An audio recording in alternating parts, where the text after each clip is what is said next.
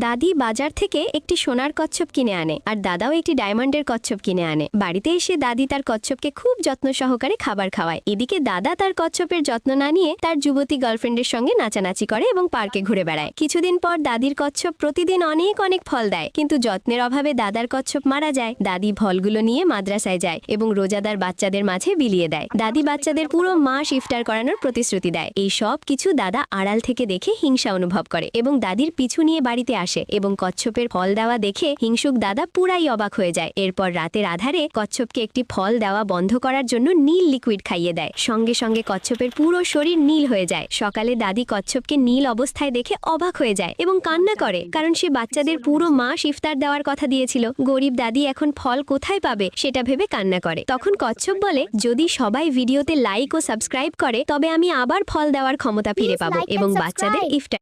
দাদি বাজার থেকে একটি সোনার